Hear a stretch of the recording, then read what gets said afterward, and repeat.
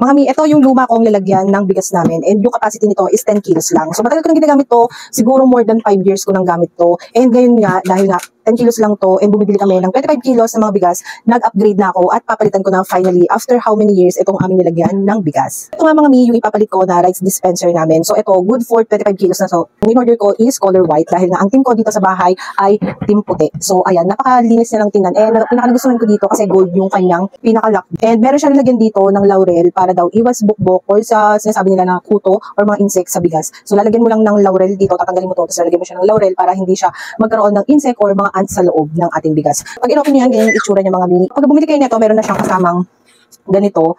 And may kasama rin siyang ganito. May kasama na rin siyang gulong mga mi para hindi mo na siya kailangan buhatin. So hihila-hilahin mo na lang siya kapag ililipat mo siya ng pwesto, ganyan. So which is good kasi hindi mo na kailangan magbuhat. Kasi 25 kilos din yun, mabigat din yun mga mi. So ayan, meron siyang kasamang gulong and meron siyang kasamang instructions sa cover niya dito nga kung paano ba siya gamitin. Itong sakto, kakabili ko lang ng 25 kilos na bigas and ilalagay ko na siya dito. So samahan niyo ko. Pero bago tayo mag-start, ilalagay ko muna yung kanyang gulong and linisin ko muna itong bago kong rice dispenser. Mga mi, itong bigas namin na to, kabibili ko lang nito ng isang araw and sobrang konti pa lang talaga ng bawas niya. Halos wala pang 1 kilo. So let's see kung ayaw kasya pa talaga yung 25 kilos dito.